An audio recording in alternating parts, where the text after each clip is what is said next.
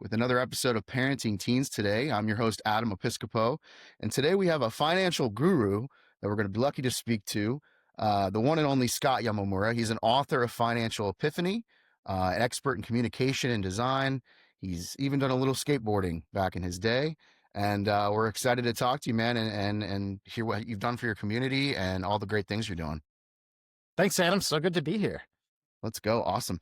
So let's just dive into it. I want to talk to you about your childhood and kind of how you got started. Obviously you have a pretty comprehensive background now in communication and video, and finances, but I want to hear how it all kind of started and how Sure. the origin story of Scott. Let's do it. All right. Okay, so there's three big chapters we'll cover. We'll cover the skateboarding chapter first. So I started skateboarding when I was around 13 years old, and I grew up in a single parent home, and that was my go-to thing. There was a lot of chaos and drama around me, and I always resorted to the skateboard, and that was my safe place. And I did it, and I did it, and I did it, and got to the point of competitively skateboarding on various teams and things like that. And I got to the point later with the sport where I wanted to give back. You see, this older guy, Jason, had always picked me up and dropped me off and taken me all over the place skateboarding when I was young. He was an older guy that didn't have to pay attention to me, but he invested in me. And that was awesome to be able to go places with him. He cared about me. And I was like, that set the groundwork for giving back. It really did. Because my dad wasn't in the house at the time. My mom was busy working, and I had two other brothers for everybody to be split their time across. So I served with an organization that actually keeps kids clean, picks them up, drops them off from the skate park in their homes, maybe a lot of single parent homes that they were growing up in, and served in that way. And I was definitely had that model of giving back and started to do it myself with skateboarding. Then I moved into picking up a video camera and started making videos for nonprofit organizations through Created to Create. That's the team I started. And so we did that and served that way. And the new chapter now, the third chapter, is actually finances. And so when I learned that most of us are silently suffering with finances, that it's something we want to know, but there's a lot of guilt and shame because maybe we've been doing it without much direction for years and years and years, and we're afraid to look. And I was that way where I was acting very timidly with finances, didn't know it, and just finally said, I need to learn this thing. I'm just going to go ahead and learn this thing. Became a certified financial coach, wrote a book, Financial Epiphany. And so this is what it looks like right here. But it took 3 years to write that. And really, finances became my obsession because I realized that some simple solutions could solve a very widespread problem. We're all out there, and most of us are in debt and living paycheck to paycheck and carrying around a low financial amount of literacy. But that can be changed simply. We think it's not for us. We think we're an imposter. I want to prove that things are differently, that we can all be confident with money and understand it. And we're going to have to use it for the rest of our lives. About 1.5 transactions per day. We're using it all the time. We might as well, I say we owe it to ourselves to understand it, and we owe it to our kids. Mm-hmm. Yeah, that's really great. I think in today's world, that's so important to have parents be just completely open and discussing that with their teen about managing money. And I mean, especially kids in high school, they're going to maybe starting their little side job, but more importantly for when they go to college, right? And have that experience and know how to manage their money. Cause that's, like you said, something you're going to battle your entire life. So what you need, better to start it younger, right? You got it. So you talk about financial epiphany. What does that look like for families, and how can parents, I guess, introduce like different money lessons in ways that will actually stick with their teens that they're going to remember? Yeah, absolutely. And I love teaching parents. That's where I focus. And I do believe that parents, they're just going to be the primary method to teach their kids over the long run. A lot of parents don't feel equipped with it because if the statistics say that we're in trouble with money, the majority of Americans, then the parents are also in trouble. So there's parents are wondering, what messaging can I pass down? Maybe I'm not totally secure with my money. So, is there a simple message I get that I can get behind that I can pass down to my kids? And that's exactly why I developed 3 rules of thumb. I call them 3 financial epiphanies. Um, and we can get into those. But I also teach directly to any age. But here's the key: there's a great myth. A lot of people will say with money, they'll say, when I'm older, when I'm wiser, when I get promoted, when I make more money, that's when I'm going to learn about money. I'm going to put it off till middle age, and I'm going to figure this out later. I mean, I've got so many things to worry about right now. I've got school, what classes am I going to take, the relationship I'm in. I mean, I might get married one day, and I'm going to wonder what first job I'm going to get and where I'm going to live. I mean, there's all these milestones, amazing back-to-back milestones hitting in our early working years that we're looking forward to. They're really exciting, but they also can distract us from one of our greatest superpowers, which is when people are older, they'll say things with money. They'll say, let's say someone's retired. A common thing to say is, I wish I knew back when I was younger what I know now with money. I wish I could do this all over again. I have regrets. And can I do this all over again? I wish I saved more earlier. And that's very common. That's the most common thing where retirees are saying about money. In fact, there's something called the retirement crisis. Mm, Now, when we're young in our teens and 20s, we're not thinking about the retirement crisis, right. but most people are going to arrive there. They don't do something about it. And so that's why I want to equip parents and kids to act early. And the way that I like to describe it is get people really, really excited in a very, very simple way so they can say, oh, I get this money thing finally. This is way easier than I thought. I'm empowered. I feel like I can take action. That's how I describe it so that these kids can learn it in the way they need to hear it. Yeah. Well, it's interesting. You mentioned having that mentor when you were younger, and I think like now you've kind of transitioned to being the mentor now for these Mm, kids and right. And these, yeah. which is kind of Yeah. a cool thing, Yeah. your trajectory of how you've done things. So to stay on the topic of money, do you believe teens should earn their money through like chores and small jobs, or do you think the classic like straight allowance, here's some money every once a week, that's so valuable, or just kind of Mm. why do you feel that either one is the best method, I guess you could say, for parents? Well, yeah, I mean, money is a very personal thing, and so parents need to choose, what do I do personally? What do I recommend? It's Mhm. certainly the earn. I love tying a piece of work to compensation. So my son, actually, he's 16 now, but for a few years now, uh, if you live on a farm and you have a kid, the kid's going to work on the farm. So I don't have a farm, but I shoot video and I do video for my career and as a passion project. And so my son's he's editing videos for nonprofit organizations Oh, and causes and this and that, and he gets paid. there you go. Sometimes he'll get paid even though we're doing it for free. I'll pay him. So that to me is extremely applicable. Yes, there's yard work too and things like that. And there's things he just needs to do being part of the household, like wash dishes. Uh, so, but I absolutely believe in creating that connection between work and compensation early. In fact, just to sort of slip into another thing, I actually show him, I start accounts for him, such as a college savings plan, Mhm. and I show him what's happening. I actually show him the dollar amount and show him how it's growing, because I didn't want him to be hands off, eyes off. Now I'm out there in the middle of the ocean with my career, figuring everything out on my own. I want him to very slowly and incrementally learn, Mhm. because when I grew up, my mom said, talking about money is like talking about your underwear. Yeah. And what she meant by that is that, hey, this is a private topic. We don't want to be out there boasting about our bank accounts. And yes, I mean, absolutely. I agree.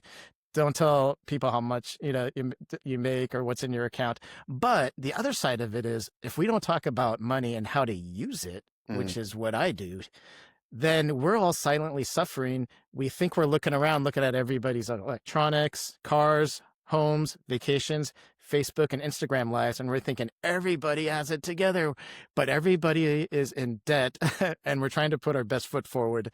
And so we certainly don't want to be going with the bandwagon there. We owe it to ourselves to learn about this stuff. Mhm. And so, yeah, so I teach my son. I recommend including kids in not everything, but some things that are relevant for them. Because the other thing I thought was that investing, like saving for retirement, investing in stocks or bonds, index funds, I thought it was gambling. That's what my understanding was. It's gambling. Mm. And so, of course, what is investing in something like an index fund? Well, it's believing in the top 500 companies of the United States. And if you work at one, which I do, one of the top 15, then you believe in it. You believe this company is doing its best to employ jobs and sell products and keep growing. And Mhm. that's what investing is. It's believing in the companies of the U.S. And Warren Buffett, the great investor, says, you're if you don't do that, you're betting against America. Mm. And a lot of us live here, and we believe in it and where it's going. That's awesome. I love that, man. So just to continue on, one more question about the finances here.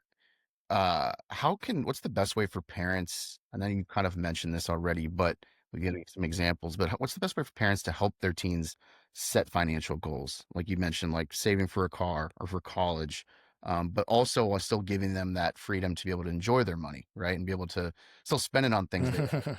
But Yeah, where's like the middle line there, you know? right. Yeah. Yeah, there's a bunch of ways to go about this. Of course, one of the earliest things you can introduce is a piggy bank account that's split up into three parts. And parents will decide, okay, if there's a spend section, a save section, and a give section. Hmm. And Hmm. so what we look at is the give section is 10% of the money that he receives. And it gets split off that way. 20% goes into saving, and then the remaining 70% is for spending. So certainly that's one angle, that's one perspective to go about it. There's things like when my son wanted a new computer to edit videos off of, I said, okay. I said, we can buy a new computer. And well, this thing might cost $2 to $3 grand. So I'm like, you're going to pay quite a bit for this thing. So you want to promote them thinking for themselves. So he gets smart about this, and he says, he says, what about your computer? Can I get that as a hand-me-down? And I said, okay, well, then you're still going to pay a few hundred, but you want to do that? So I gave him a choice. And then he decided what was best for him. So he decided on my old computer, my hand-me-down. Instead of him getting the new computer, guess who got the new computer instead? Hey, So well deserved though. Okay. You can kind take of it. works Yeah. out for everybody. I was okay with that. And, of course, I want to equip my son with a great tool where he's learning skills. He's learning good money habits as well, goal setting. He needed to save up that few hundred. And just choice, financial choices of, okay. And he didn't need the latest, greatest, shiny thing to impress anybody with. He was okay with this thing is going to work. And that's a good thing, because that computer, which was already many years old, he actually spilled soup on it. And so Yeah, don't talk to me about liquids and laptops. it still works. Yeah, Yeah. it works, right? There you go. It still works, but he has to plug in a mouse and Okay. a separate keyboard, and this Hey. thing can't go anywhere because it's got all these devices to work around the keyboard and trackpad that no longer work. So Hey, it's okay. It's a learning there you lesson. go. He's got to use what he has Yeah. available and Yeah. what he can afford. And you're teaching him so Yep. many valuable lessons by doing that. Yeah. Too, you Yeah, know? and we didn't replace it right away. We said you're gonna have to Yeah. suffer through using this, because Right. now you're learning the lesson of soup and computers don't really mix well. Yeah, put it on a different table. Yeah, no, trust me, I've had Yeah. oh my gosh, yeah, with my girlfriend and I, she recently spilt like a coffee on her brand new laptop that I bought her for Mm. Christmas. Oh, ouch. And like brand new MacBook, dude, and I'm like, oh Yeah. my God, what have I taught you? Like, because I've had this problem. You can't put a drink or liquids near the computer. It is like a baby. It will fry. And so she's in the same situation right now. She's using an external mouse, external keyboard, but you know what? Yeah. It still works. She's got a desk. She got it set up. It's fine. Yeah. Oh, but her birthday's coming up, so I don't know if I'm on the line again for a new yeah, year. yeah. That's Most what li- we're looking at. What's the next big holiday to hit? The yeah. next big gift giving holiday. All right, so you understand my pain here Oh and man, I the totally get it. lesson. Totally get it, man. And I think it's so uh, cool that you're teaching your son just how to do video editing at a young age. I yeah, feel like that's when I yeah. started just trying to figure it out on my own. I didn't really have like a mentor. It was just a group of my buddies, and we Yeah. we, we had a camera. We all put our money in, bought a camera, and we did a lot of like just Hmm. fun little promo videos and reels and little not reels that wasn't existing back then, but little like just like music videos and having fun with it. So that's kind of how I fell into the passion. But it's great that he has a dad that can teach Mm, him these things, and he's yeah. already has a skill going into his. Hmm. Because what is he? His sophomore in high school or Yeah, something? he's going to be a junior. Yeah, Yeah. got you. So that's amazing, man. So on the topic of teens and phone use, this is something we talk about a lot because it's an issue for parents in Yeah. today's world, right? Sure. The screens but finding, we always use the term finding your tribe, finding a club, finding an organization, finding a sport, finding an instrument to play, or finding a skill, right? Like video editing. Um, in the world of, since you are in the communication world, and teens are always on their phones, do you have any like strategies you'd recommend for parents, to insight to them the meaningfulness of face-to-face conversations and the phone addiction issue with children? Do you have any like kind of 2 cents on that topic? You bet. Yeah, all sorts of rules. So, and I'm going to go a little bit broader than just the phone. So, Mhm, one of the things we started early in life, my wife and I, is we said, okay, we're going to have 1 hour for video games on Wednesday nights, and then we're going to have 1 hour on Saturday. And mhm, that was it. That was it. And then phone usage, there's all sorts of parental controls, this or that you can have. You can have things just shut off at 10 p.m., which is one of the things we look at. mhm. And then there's the actual verbal coaching. So these are some of these guidelines put in place, which I recommend, because over the long run, and it's over the long run, my son, he's not addicted to entertaining himself or scrolling or any of those things. He creates. And so actually he before school starts, he and his friends are getting together in the group, kind of like what you're saying, and they're making their own produced videos about, get this, and he's 16, about positive mental health for teens. Wow, I know, it's so that's purposeful, awesome. it's so meaningful. How do you even get to this point where he, on his own, has this internal engine for creating something like this when he could easily have chosen, playing video games and putting on his VR headset and Mhm, living life digitally. mhm. And so over the long run, with these certain things in place, plus a lot of coaching, and I assign him, work that is creative because I'm a creative myself. So he does do videos for causes, and he's not going out and getting those. I might find those and then say, you're capable of doing this. Yeah. So I want you to edit this 1 hour presentation for this nonprofit organization where they're raising money and had different speakers. And so so part of it is giving them something else to do. And that's very much how I deal with money as well, because a lot of people fall into debt and they don't want to be told, don't spend this, don't buy that.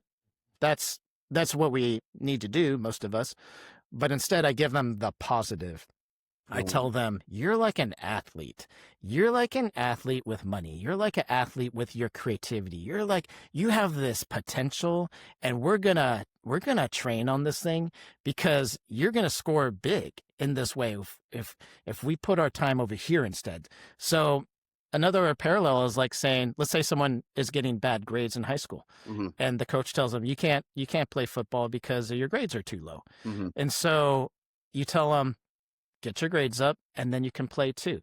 And so I like to give them a positive to work towards. You are going to do this thing that is so positive and contributes and is creative and is productive, and then you won't go waste your time away doing these other things. So the amazing thing is that these boys and that are grouping together, and my son's girlfriend, they're getting together and they're working together late into the night, and that's okay. I actually, during the summer, let them work even later at night because they're writing scripts. And Yeah. I'm like, oh my goodness, this is insane that this is how they're choosing to spend their time instead, in a productive, creative way. Yeah, that's great, man. 'Cause you kind of showed him the light, you know, you gave him you're showing him the tools, and you're giving him this possibility to learn a craft, but in doing the right things with it. And that's so amazing. At such a young age, they're doing that. I definitely was not doing that. I was shooting music video rap parodies, like with fake gold grills in my mouth. Okay. So I probably wasn't spending my time as wisely as that. That's for sure. But that's It's beyond my expectations. Yeah, yeah, if because it started out with, Star Wars videos and yeah, lightsabers and all that. That's a good common starting point. yeah, But yeah, internally they chose to do a very mature topic, which is to help others. And dude, that's awesome. I couldn't be a prouder father. Yeah, man, I bet. That's amazing. So financial, your son's doing great. That's such a cool thing that you've given him that lane, and letting him take this on and work with you, and well, work for you too, which is pretty cool. So I wanted to ask you this. I want to go back to the non. Well, first of all, can you break down a little bit more of the nonprofit work you've done, and what are the kind of Yeah. things you've seen Yeah. in helping the community in that regard? Yeah, absolutely. So I got into doing videos for nonprofit organizations. The first one that I really worked on was for one called Young Life, and they mentor young generations, teens and such. Another of my first videos I'd worked on, I was invited to my neighbor's house, Frank. He had a pipe organ that he had custom built in his living room, taking up like a third of the space. And I'm like, oh my goodness, what is this thing? We're eating dinner over there. I can't peel my eyes off that thing. I'm like, what are you doing with this thing? And he tells me, he says, some people come into my house and they just ignore it. They just pretend like this pipe organ with two keyboards and pipes throwing up into the air. He says some of them just ignore that is there. And then there's the people that are astounded by it. And I was one of those. And I was just like, Frank, tell me your story. Well, he was struggling with cancer. He was told he was going to die many years before, and he was still around. They told him 3 years, and he was around. By that point, it was like a dozen later. Yeah, and then he had his faith, and then so there's these three parts: his faith, his struggle with cancer, and then this unique piece, this pipe organ. And I was like, wow. I went home and I thought about it. I'm like, I just wonder if he would ever want to tell his story.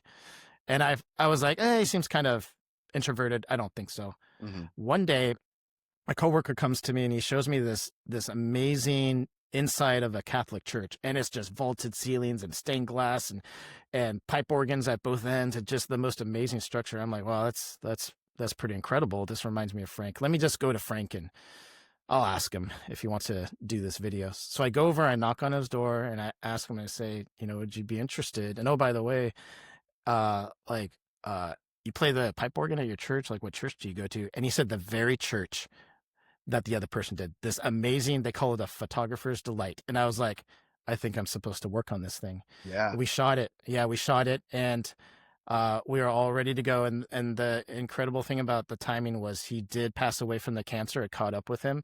But we edited that video. We showed it at his, his memorial service. And that just kicked me off. I'm like, I am just doing this for life. I want to do videos that have a purpose and are artistic, and just kept going from there. So worked with a lot of other organizations. Some of my favorite ones are dads. They connect fathers and kids when they've been separated due to abandonment, divorce, or incarceration even. The Bridge of Hope is one of my favorite ones.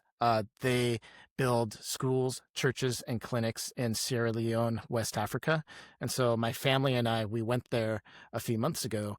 That was my second time there. And my son and I, we worked together on a video out there full circle. under, yeah, pretty wild circumstances, when the power can go out and you're not sure if you're going to have enough battery life for 2 days in a row, and all these things, nothing to plug into in some cases. Everything's Yeah, running off of battery power, and there's a lot of dust and all these things. But that was another incredible moment of working alongside with my son. And once again, some of the nonprofit organizations that I really adore.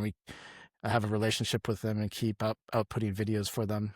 that's awesome, man. Wow. Yeah, I mean, documentary filmmaking. I feel if it's not grimy and down in the dirt, you're not doing something right, right? Yeah, Yeah. I always say, like, if I'm working on a shoot, if I'm not pouring in sweat, I'm not working hard enough. You know what I'm saying? Yep. So That's the truth. that's such a cool story, man, for you, especially for the gentleman, like you mentioned, to be able to share that video for him and his family, you know, after he had passed. That just reminds me of a video I made for my grandmother when she was 94, and we did like a sit down and similar thing. We had her. She was so adorable, man. She like dressed all nice, 94-year-old lady, and just Wow. talking about her life. She grew up in Italy. It was like a big crazy Nice. life story. So to be able to like capture something on video and to be able to have it in a time, you know, vault, and to be able to share it and go back, that's just such, it's beautiful, man. That's the power of video. I love that. That's Mm, so cool, man. mm. Um, really awesome stuff. I kind of wanted to pivot back to the skateboarding a little bit, You selfishly. bet. Uh, Sure. so Let's do it. did I read this right? So you've designed skate parks and run Hmm. contests, and you've mentored some young skaters, and many from single parent homes, kind of like yourself. Um, what, I guess, lessons do you think from skateboarding translate into parenting and even financial literacy, maybe for that matter? But I feel skateboarding maybe can be like the medicine and help some of these kids get over what maybe they're going through at home. Yeah. Well, I always look at it as you've got the purpose. You want to lead people towards health and purpose and meaning in their life, and then you've got the person that you're reaching out to. Right? What is the bridge? It's always what is the bridge, and it was skateboarding for me at some point. Then it was video cameras, and now it's teaching about finances in a simple and creative way. So there's always some sort of bridge where people aren't where they want to be, and you can help bring them there. Maybe you went through, the issue yourself. For instance, like you had said, I grew up in a single parent home, and wanted to stay on a healthy route. That's one of the things that we do and did, was try to keep kids healthy. There Hmm. can be substance abuse and a party lifestyle and nefarious sorts of activities that occur, that when there's not a dad in the house, we want to try to help fill that gap and show them the way. Hmm. And so yeah, with skateboarding, then it did teach me that mentors are extremely important. Someone's already maybe been there and done that. But then also talking to uh, the teen, or however old they are, in the way that they need to be talked to.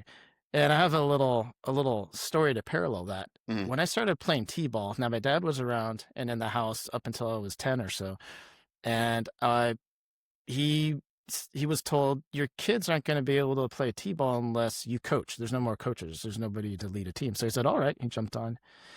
And our first game, he didn't know what he was doing. We didn't know what we were doing. The first kid hits the ball off the tee on our team, runs towards third base. No, you're not supposed to go towards third Classic. base. Everybody on the other team starts racing after him. They don't care. They're just trying to get him out. They don't know what to do. And then my dad's like, no, no, no, no, run back home, go to first. So he's running back to home, and he goes off to first. He actually makes it there. Everybody's just chasing him around the whole field right at this point. And we're like, oh my goodness. I mean, back then I was probably like, this is exciting, but I have no ideas what the rules are here. So that looked great. He's safe. And then the second batter from our team hits the ball off the tee, starts running towards first. Our runner gets off the base, grabs the ball, getting himself out. You can't grab the ball when you're a runner. Tags and it touches the base, getting his own teammate out. And we're like, okay, this is just the funniest scene ever. And my dad was like, okay. He had a little wake up call there, and he said, as much coaching as he thought he did during the practices, these kids weren't getting it. And so he said, let me tailor a solution to 6-year-old kids. He's like, these are not kids in their prime athletically yet. And their brains are just like, they're just being yelled at left and right by the parents. Do this, do that, touch the base, tag the runner. And so my dad came up with a simple plan. He said, okay, they don't know whether to touch the base or tag the runner when they have the ball. He said, we're going to have them do both. And so when you have the kids do both, we got the out every single time, no matter what was needed. And it was the right solution for the right age. And that's exactly what we need to do, is we really need to look at what is the right message for for the kids at this age. I distill messages all the time, being in the video industry, trying to take 10 hours of footage and make a 3-minute video. You know what that's like. Yes, sir. And so, yeah, so we're distilling messages and choosing the most important thing people need to hear to succeed. That's what we need to do for our kids. And to transfer that back into the money thing is that's what I did with money is I just came up with 3 rules of thumb. I call them financial epiphanies. Totally open to giving you a bird's eye view of them if you want. Sure. But Yeah. that's exactly what people who want to know about money, even teens and parents, that's exactly what they need to hear to get going. Because if most people are paycheck to paycheck, in debt, and low financial literacy, we just need simple. We don't need the overwhelming, here are all the rules of baseball. You need to know everything as a 6-year-old. No, just tag the runner, touch the base, and you'll succeed. And then later on, you can get more savvy and introduce more experience over time. But let's start out knowing exactly where you're at. Mm-hmm. Man, T-ball is such a fun time, man. I coach Little League for my 12-year-old son now, and I didn't start him at T-ball, but I've watched those, and it's the funniest thing to watch, man. But you know what? They're out there and they're trying. And I feel for the Yep. coaches more than the kids, honestly, because like you said, they're Yeah. like Oh, yeah. trying to figure this out. But it's like you said, finding a way to communicate with them as that age, finding that balance and not trying to over coach it, really, just let's just do both every time, and we're gonna Yep. get more out Yep. that way. Not all the information, just exactly what they need to know in the moment. Just Ex- distill down the message. Exactly. No, that's really powerful stuff, man. I love that. So I like to ask this question to all our guests, and it's kind of a fun one. It's if you were to go back to, let's say, 13, 14-year-old Scott, and obviously I don't know what you were at that particular moment in your life, but if you could go back today and go stand in front of a younger version of yourself, what would be one piece of advice or one word or a couple words of wisdom you would have given to teenage Scott? Yeah. Okay. Well, because I'm a financial coach and wrote a financial book, I could choose many, many things here, but I'm going to give a financial message here because here's the deal. If I'm middle-aged talking to, my younger self, I also want to start with, before I go there, is that most people retiring have financial regret. And what is the message they're saying? They're saying, I wish I had done something differently earlier. Yeah, I wish I had saved more earlier. I have these regrets. If I could do it over again, I would. This is what I would do. So that's what they're saying. So that's something called the retirement crisis, which is very real in the United States. And so why do we wait until then to realize what other people have already realized before us? We should be listening to them. And so my message to my younger self, it wouldn't be that, because to be a financial coach, you hopefully are practicing healthy finances. So I'm in an okay place here. But what I realized was if I want to be purposeful with my money, I could have very easily told my younger self, do these things. Money does multiply. In fact, it doubles every 10 years under very common circumstances. When you invested in something like an index fund, or for me, when you're working a job or you're eventually working a job, a 401k retirement plan or IRA retirement plan, common ways of investing. So when we put money into these vehicles, it can double. I didn't know that. I didn't figure that out until some years ago, but I would have applied all these principles probably preparing myself as a teen. But that's okay. My parents gave me very, very a small amount of financial advice. They were good with their finances, but my dad said invest in your 401k plan at work, your retirement savings plan, because there's free money in it. So I did it, but I acted timidly because I didn't know what was happening. But if you know that money can double every 10 years, you put in $1,000, do nothing, 10 years later it's 2,000, then you're like, ooh, I kind of like this. And then if you let it double again and again and again over 40 years, the typical working career, $1,000 can turn into $16,000. And then you do it again, you put another $1,000 in. People don't have that input and output number in mind. So that's what I would have taught my younger self is you've got this ability. Don't think of it as resources growing. Think of it as you've got an ability, almost like an athletic ability. I mean, it's like Jesse has his basketball and I had my skateboarding, and you're not going to have it forever. Same thing with finances. Actually, the best time to be uh, growing your money is when you start working. So some of us, that's just going to be around age 22 or so out of college. And if we're set there and we're ready to invest in our future, we have what do you call a multiplying power of 16? You know, $1,000 in, $16,000 when you retire, and knowing that input and output can cause you to act. And also knowing that you're just like athletic ability diminishes over time, your multiplying power halves every 10 years. It goes from the power of 16, 10 years later to the power of 8, 10 years later to the power of 4, 2, and then hopefully you're retired and enjoying the fruits of your labor after that. But telling people that your athletic ability diminishes, we get that. But also realizing that money's the same way. We didn't know that. We Yeah. thought we were better later with money. But when you flip that around and say, actually, you're better with money when you're younger because you're giving it the time to grow, people are like, oh, that's how it works. That's the framework. Yeah. And we need to be spreading that word. So that's exactly what I would have told my younger self. Those are the 3 financial epiphanies, that money can double every 10 years. You start with the multiplying power of 16 when you start your career, and your multiplying power halves every 10 years. That's it. I mean, I uttered those words in like 20 seconds, and that's all I would have needed to tell my earlier self. And life is good. I'm in a good place. But if I knew that earlier, it would be in a much different place. And because I like serving these nonprofits, um, having more resources allows you to serve in a bigger way. And I'm totally fine with how things are now. But it would have been interesting if I had gotten gung ho about it earlier. Yeah, and not looked at financial talk as a pair of underwear. That's your mom was. Thanks to mom. Thanks, mom. Shout out mom for that one. No, Yeah. that's awesome, man.